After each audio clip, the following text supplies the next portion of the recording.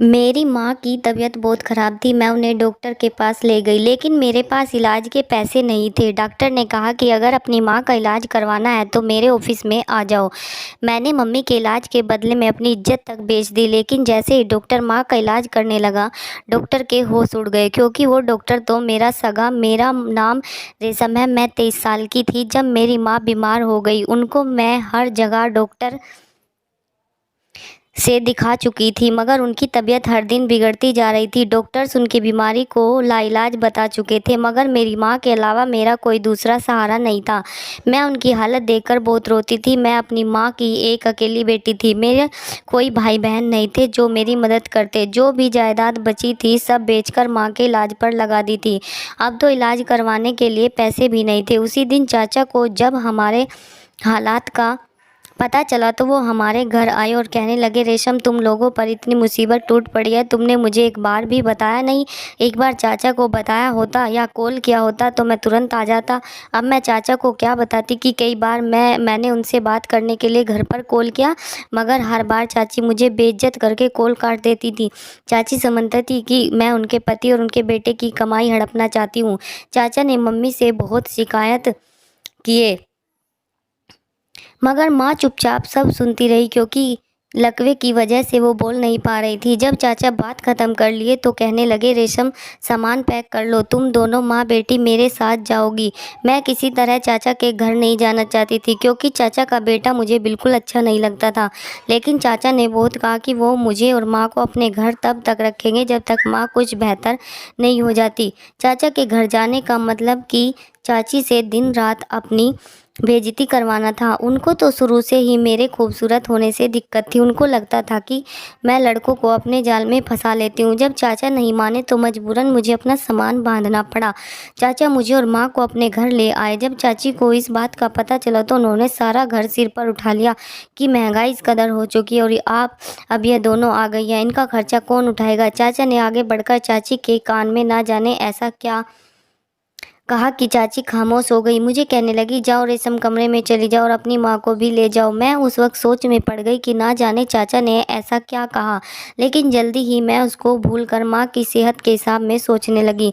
मैंने कई बार सोचा कि अगर मैं शहर में कोई छोटी मोटी नौकरी कर लूँ तो हो सकता है कि माँ के इलाज के पैसे बन जाए, मगर मुझे डर था कि कहीं चाचा मुझे नौकरी के लिए मना कर दे।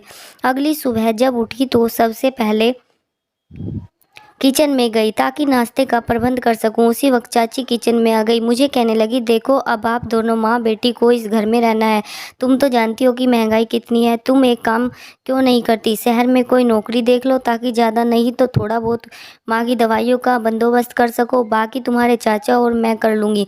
तुम्हें उनकी फ़िक्र करने की ज़्यादा ज़रूरत नहीं। मैं तो चाची का ये चेहरा देखकर हैरान रह गई कि कैसे एक रात में ही चाची का मेरे लिए व्यवहार बदल चुका है। चाची बिल्कुल बदल चुकी थी। हम दोनों माँ बेटी का बहुत अच्छे तरीके से ख्याल रखती है। न जाने चाचा ने उनको क्या कहा था कि उनका अपना व्यवहार बदलना पड़ा। जो भी हो, मुझे तो खुशी इस बात की थी कि अब मैं नौकरी कर सकती थी, क्योंकि चाची ने खुद ही मुझे ये कह दिया। अब मुझे किसी बात का डर नहीं था। मैंने उसी दिन कमरे में आकर माँ को अपनी नौकरी करने की बात बता दी, ताकि उनको पता चले कि उनकी बेटी सारा दिन क्या करती है। माँ ने नौकरी करने के लिए मुझे मना नहीं किया। वो भी यह बात अच्छे से जानती थी कि अब हम चाचा के घर रहते हैं, इसलिए छोटे मोनो ज़रूरतें खुद पूरी करनी होगी। मेरी एक दोस्त शीतल शहर में काम करती थी। मैंने उससे बात की तो वह कहने लगी, रेशम, तुम 2 दिन रुक जाओ, मैं अपने ही ऑफिस में तुम्हारी नौकरी की बात करूँगी। अगर तुम्हारी वहाँ बात पक्की हो गई तो बहुत अच्छी बात है। ऐसे हम दोनों सहेलियाँ मिलजुल कर काम कर लेगी। शीतल की बात से मुझे अच्छा लगा, क्योंकि मैंने पहले कभी भी शहर में काम नहीं किया था। दिमाग में एक डर था कि ना जाने शहर का माहौल कैसा होगा, मैं सब कुछ मैनेज कर पाऊंगी कि नहीं। इसी सोच में मेरे 2 दिन निकले। तीसरे दिन शीतल घर आ गई और मुझे कहने लगी कि तुम्हारी किस्मत बहुत अच्छी है। मैंने कल ऑफिस में जब तुम्हारी बात की तो बॉस ने उसी वक्त नौकरी पक्की कर दी। उन्हें एक मेहनती लड़की की ज़रूरत थी और तुम इसके लिए सही हो। तुम्हें खुश होना चाहिए कि तुम्हारी तनख्वाह भी ज़्यादा होगी। शीतल की बात सुनकर जहाँ मैं खुश थी, वहाँ एक डर दिल में कुंडली मारकर बैठा था कि पता नहीं दफ्तर का मालिक कैसा होगा। अगले दिन पूजा करके मैं शीतल के साथ ऑफिस चली गई। वहाँ मुझे खबर मिली कि जिस मालिक ने मुझे रखा है कुछ दिनों के लिए किसी काम के सिलसिले से दूसरे शहर चला गया। यह कंपनी सर्जिकल की थी, यानी कि मेडिकल के औजार बनते थे। मुझे शीतल के साथ ही कुछ दिन रखा गया था कि मैं अच्छी तरह काम सीख जाऊं। शुरुआती दिनों में मुझे दफ्तर में आना थोड़ा अजीब लगता था, लेकिन फिर मैं धीरे धीरे इस माहौल में ढल गई। अब मैं रोज़ शीतल के साथ दफ्तर जाने लगी। जब मैं छुट्टी होती तो शीतल के साथ ही घर वापस आ जाती। मुझे इस दफ्तर में आए 10 दिन हो चुके थे, लेकिन अभी तक दफ्तर के मालिक से मिली नहीं थी और ना मैं जानती थी कि वो कौन है और कैसा है। एक बार उससे मिलने चाहती थी, जिसने बिना देखे बिना इंटरव्यू लिए मुझे नौकरी पर रख लिया था, क्योंकि मैंने सिर्फ इंटर पास किया हुआ था। पापा जब दुनिया से चल बसे थे, उसके बाद मैंने पढ़ाई छोड़ दी। एक दिन माँ की तबीयत बहुत ज़्यादा ख़राब हो गई। मुझे चाची का फ़ोन आया। उस वक्त मैं ऑफिस में थी। मुझे फ़ोन करके कहने लगी, तुम्हारी माँ बहुत ज़्यादा बीमार है, तुम घर चली आओ। मैं बहुत डर गई थी, क्योंकि चाची भी फ़ोन पर बहुत ज़्यादा परेशान लग रही थी। मैंने जल्दी से शीतल से बताया और तुरंत घर चली गई। घर आकर मैंने देखा तो माँ की हालत बहुत बुरी थी। मैं माँ को लेकर जल्दी से हॉस्पिटल पहुँची, लेकिन डॉक्टर ने माँ की हालत देखकर हमें जवाब दिया। कहने लगे कि आप इन्हें दिल्ली ले जाएं। उस वक्त मेरे पास थोड़े से पैसे पड़े हुए थे। मैं माँ को दिल्ली ले आई। मैं नहीं चाहती थी कि पैसों की वजह से मेरी माँ को कुछ भी हो। मैंने माँ को हॉस्पिटल में भर्ती करवा दिया। डॉक्टर काम कर रहे थे। उन्होंने मुझे हिम्मत रखने के लिए कहा कि वह अपनी तरफ से पूरी कोशिश करेंगे कि माँ ठीक हो जाए। मुझे बिल्कुल भी ठीक नहीं लग रहा था। मुझे लगता था कि मेरी माँ किसी भी वक्त मुझे छोड़कर चली जाएगी और फिर मैं दुनिया में अकेली रह जाऊंगी। इसी तरह 2-3 घंटे गुजर गए थे कि एक डॉक्टर ने मुझे अपने ऑफिस में बुलाया और कहने लगा कि तुम्हारी माँ की तबीयत बहुत ख़राब है। उनके गुर्दे बिल्कुल ख़राब हो चुके हैं। हमें जल्द से जल्द इनका इलाज करना होगा। उसके लिए तुम्हें 5 लाख जमा करने होंगे, ताकि हम जल्द से जल्द उनका इलाज शुरू कर सके। इतनी बड़ी रकम सुनकर तो मेरे हाथ पांव फूल गए। मैं सोच में पड़ गई कि इतनी बड़ी रकम का बंदोबस्त मैं कैसे करूंगी। डॉक्टर शायद मेरी परेशानी भांप चुका था। वह मेरे चेहरे को देखकर कहने लगा कि आपको कोई परेशानी है या कोई दिक्कत है तो आप मुझसे बता सकती है। मैंने दोनों हाथों से अपना चेहरा छुपा लिया और फूट फूट कर रोना शुरू कर दिया और कहने लगी कि मेरे पास पैसे नहीं है। मैं अपनी माँ का इलाज करवाना चाहती हूँ, लेकिन ऐसा क्या करूँ कि मेरी माँ ठीक हो जाए, क्योंकि उनके इलाज के लिए मेरे पास एक फूटी कौड़ी तक नहीं थी। मैं उनको बहुत मुश्किल से दिल्ली तक लेके आई हूँ। डॉक्टर सोच में पड़ गए। मेरे कंधों पर दबाव डालकर कहने लगा कि तुम परेशान नहीं हो। आज शाम तुम मेरे दूसरे ऑफिस आ जाना। मैं तुम्हें काम दिलवा दूंगा और पैसे भी दूंगा, जिसमें तुम आसानी से इलाज करवा सकोगी। देखो, अगर तुमने मेरी बात ना मानी तो शायद तुम्हारी माँ जिंदगी से हाथ धो बैठे। मैं अपनी माँ को किसी भी तरह खोना नहीं चाहती थी। मैंने डॉक्टर की बात मान ली और शाम को डॉक्टर के दिए पते पर उसके दूसरे ऑफिस पर पहुंच गई। उस एड्रेस पर पहुंच के मुझे हैरानी का झटका लगा, क्योंकि ये वही ऑफिस था जहां मैं शीतल के साथ काम कर रही थी। शाम के तकरीबन 6 बज रहे थे। कोई भी ऑफिस में नहीं था। डॉक्टर बैठकर मेरा इंतजार कर रहा था। वो मेरा हाथ पकड़कर मुझे अपने ऑफिस में ले आया और बैठने को कहा। मैं अपने हाथों को मसल रही थी। मुझे बहुत ज़्यादा डर लग रहा था, क्योंकि रात का टाइम था और मैं इस वक्त ऑफिस में अकेली थी। अभी मुझे बैठे हुए थोड़ी देर हुई कि डॉक्टर ने मुझसे बात करना शुरू किया और कहा कि तुमको अपनी माँ का इलाज करवाना है ना, तो तुम मेरे लिए क्या कर सकती हो। मैंने कहा, सर आप जो कहेंगे मैं करूँगी, बस आप मेरी माँ को ठीक कर दे। तो वह मेरी बात सुनकर कुछ देर सोचकर कहने लगा, तुम्हें मुझसे रिश्ता रखना होगा। मैं मांगूंगा तुम मुझे दोगी। अगर तुम मेरी बात मानती हो तो तुम्हारी माँ का सारा खर्चा मैं खुद उठाऊंगा, और अगर तुम मुझे मना करोगी तो फिर कल अपनी माँ को लेकर किसी और हॉस्पिटल में चल जाना। डॉक्टर की बात मानने के अलावा कोई दूसरा रास्ता नहीं था। मैं समझ चुकी थी कि इसका इशारा मेरे जिस्म की तरफ है। मैंने डॉक्टर से कहा, आप मुझे काम दे दे। आप हर महीने मेरी तनख्वाह रख लीजिएगा। तुम बहुत मासूम हो, इतनी रकम कौन देता है। तुम मेरा काम करो, मैं तुम्हारा काम कर दूंगा।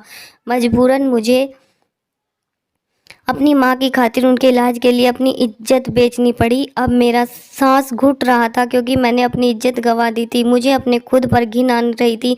दुनिया के सारे डॉक्टर से नफरत होने लगी थी कि यह कैसे हैं शैतान लोग हैं जो किसी की जान बचाने के लिए इज्जत के साथ खेलते हैं। मुझे खुद पर बहुत गुस्सा आ रहा था। मैं अपनी गलत जगह पर काम कर रही थी। मैं कितनी गलत जगह पर काम कर रही थी। अगर मुझे ज़रा भी अंदाज़ा होता कि शीतल ने मुझे जिस जगह नौकरी दिलवाई थी वो डॉक्टर इतना घटिया है तो मैं कभी भी वहाँ नौकरी नहीं करती। मैं अगले दिन गिरते पड़ते अपने वजूद को संभालते हुए हॉस्पिटल पहुँची तो पता चला कि वह डॉक्टर 2-3 दिन के लिए कहीं और चला गया। मुझे इस डॉक्टर पर बहुत ज़्यादा गुस्सा है कि यह कैसा डॉक्टर है जिसने मेरी माँ के इलाज के लिए मेरी इज्जत ख़राब की और अब खुद दूसरे शहर चला गया। मैं घबरा गई कि अब मैं अपनी माँ को लेकर कहाँ जाऊँ। मुझे लगा कि मैंने अपनी इज्जत भी गंवा दी और मेरी माँ भी नहीं बचेगी। मैं पूरी तरह से रो रही थी। वहाँ पर एक नर्स आई, कहने लगी, डॉक्टर ने आपके पैसे भर दिए, आपकी माँ का इलाज शुरू हो गया है, आप बिल्कुल भी परेशान मत होइए, 2-3 दिन में वापस आ जाएंगे। यह बात सुनकर मुझे तसल्ली मिली कि जान तो बच जाएगी, लेकिन मैं अपने इस वजूद का बोझ कैसे बर्दाश्त करूँगी जिसने गलत रास्ता अपनाया। फिलहाल मैं इस बारे में कुछ भी नहीं सोचना चाहती थी, क्योंकि मैं जितना सोच रही थी उतना ही खुद को अपनी नज़रों में गिरा रही थी। माँ का इलाज शुरू हो चुका था। मैंने अपना दुपट्टा संभाला और भगवान से प्रार्थना करने लगी और अपने किए की माफ़ी मांगने लगी। मैं कभी भी ये गलत काम नहीं करती, नाजायज़ संबंध नहीं बनाती। मैंने ये सब कुछ अपनी माँ को बचाने के लिए किया है। मैं ये नहीं करती तो पैसों की वजह से मेरी माँ मुझे छोड़कर चली जाती।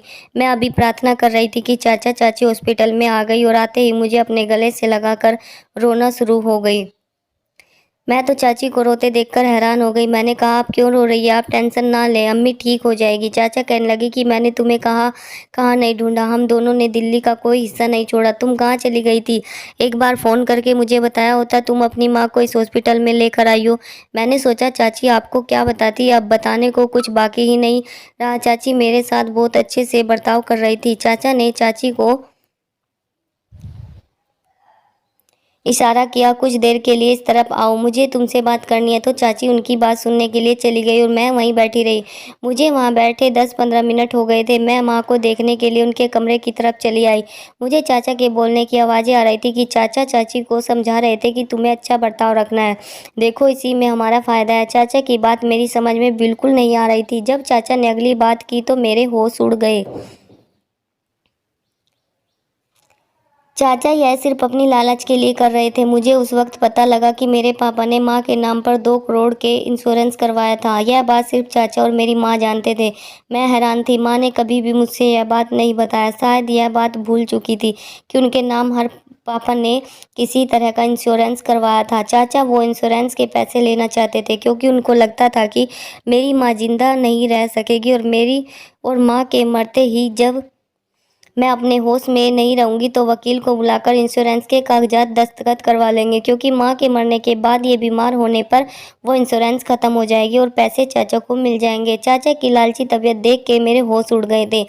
अगर मुझे पहले पता होता कि मेरे पापा ने इंश्योरेंस करवाई है तो कभी भी मुझे गलत कदम न उठाना पड़ता, कुछ भी नहीं बचा था। और अब इस जल्दबाजी में मैं बहुत बड़ी कदम उठा चुकी थी। अगर मैंने तब रुककर कुछ सोचा होता तो शायद मेरे लिए कोई रास्ता बन जाता, लेकिन अब पछताने के अलावा मेरे पास कोई और चारा नहीं था। माँ पहले से बेहतर थी। डॉक्टर ने उनको 15 दिन के लिए हॉस्पिटल रखा था। मैं चाचा चाची के मंसूबे से पूरी तरह वाकिफ़ हो चुकी थी, इसलिए मैंने उनको माँ से दूर ही रखा था कि कहीं से किसी कागज़ पर अंगूठा लगवा ले। उसी दिन दोपहर के वक्त मुझे नर्स ने बताया कि डॉक्टर वापस आ गए और वो माँ के कमरे में गए हैं ताकि उनको देख सके कि माँ ठीक है या नहीं। मैं भी माँ के कमरे में जा रही थी। मैंने डॉक्टर से नज़रें नहीं मिला पा रही थी, मगर जैसे ही डॉक्टर की नज़र माँ पर पड़ी तो डॉक्टर के मुंह से एक चीख निकल पड़ी।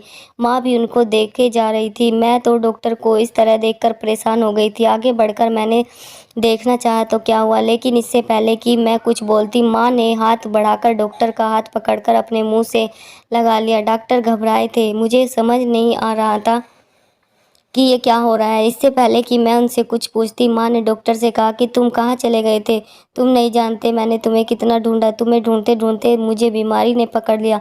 मेरे भांजे, तुम कहाँ चले गए थे? तुम जानते हो कि मैंने तुम्हें हमेशा अपने बेटे की तरह पाला है। जब से मेरी बहन दुनिया छोड़कर चली गई मैंने तुम्हें हमेशा अपने बेटे की तरह चाहा, लेकिन तुम शहर पढ़ने के लिए गए और पीछे मुड़कर भी नहीं देखा कि जिस माँ ने तुम्हें पाला है वह जिंदा भी है या मर गई है। डॉक्टर अभी तक साफ खड़े थे, माँ को देखे जा रहे थे। डॉक्टर तो मेरी माँ का सगा भांजा निकला। अब तो मेरे लिए मर मिटने का मकान था। इससे पहले कि मैं कमरे में वापस जाती, माँ ने मुझे आवाज़ दी कि इससे मिलो, रेशम मेरी बेटी और तुम्हारी पत्नी। जब माँ ने पत्नी कहा तो मेरी रूह कांप गई। मैं पत्नी लफ्ज़ को समझने की कोशिश कर रही थी, तभी डॉक्टर बोल पड़े। कहने लगे, जी मैं मिल चुका हूँ अपनी पत्नी से। मौसी, मैंने भी आपको बहुत ढूंढने की कोशिश की थी, लेकिन आप लोग शायद अपना ठिकाना बदल चुके थे। मैं माँ से अपनी शादी के बारे में पूछना चाहती थी, क्योंकि मेरा निकाह नहीं हुआ था। फिर डॉक्टर की बीवी कैसे बन गई? शायद मेरी बेचैनी डॉक्टर और माँ भांप लिए थे। माँ कहने लगी, जब तुम 14 साल की थी तभी मैंने तुम्हारी शादी रोहन से करा दिया था, ताकि कल को कोई भी दिक्कत ना हो। डॉक्टर रोहन ने कुछ भी बोलने से पहले मना किया। कहने लगे, मौसी आप आराम करें, हम इस पर तब बाद में बात करेंगे, बिल्कुल ठीक हो जाएंगी तब। रोहन मुझे अपने दफ्तर में ले आए, बैठने को कहा। मैं किसी रोबोट की तरह उनकी सारी बातें मान रही थी। मुझे कहने लगे, तुमसे माफ़ी मांगता हूँ, जानता हूँ मैंने तुम्हारे साथ गलत किया, लेकिन मैं क्या करता, मेरे पास कोई दूसरा रास्ता नहीं था। जिस दिन तुम मेरे दफ्तर काम करने के लिए आई थी, मैं उसी दिन से जान गया था कि तुम मेरी मौसी की बेटी और मेरी पत्नी हो। लेकिन मुझे उस दिन काम के सिलसिले में दिल्ली आना पड़ा, जिस वजह से तुमसे मुलाकात नहीं हो पाई। उसके बाद तुम हॉस्पिटल आ गई। मैं जानता था कि तुम मेरी पत्नी और मैं तुम्हारे साथ नाजायज़ रिश्ता बना रहा हूँ, लेकिन अभी मैं तुम्हें कुछ भी नहीं बताना चाहता, क्योंकि तुम्हारे चाचा का बेटा और चाची तुम्हारी शादी करना चाहते थे, ताकि तुम्हारे इंश्योरेंस के पैसे हड़प सके।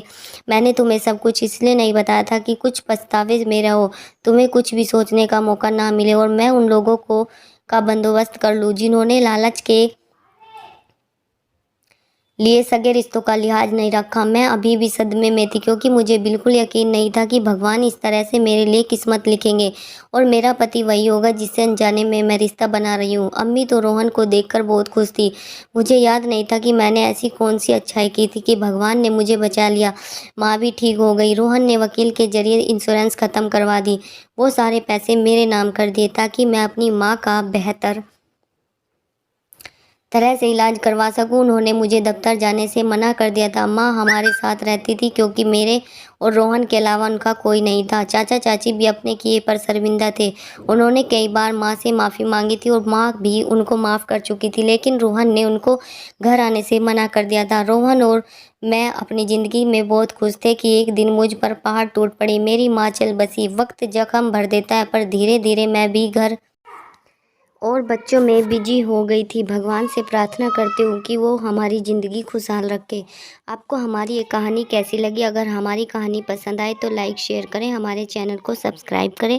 धन्यवाद दोस्तों। टाटा बाय बाय, नमस्ते।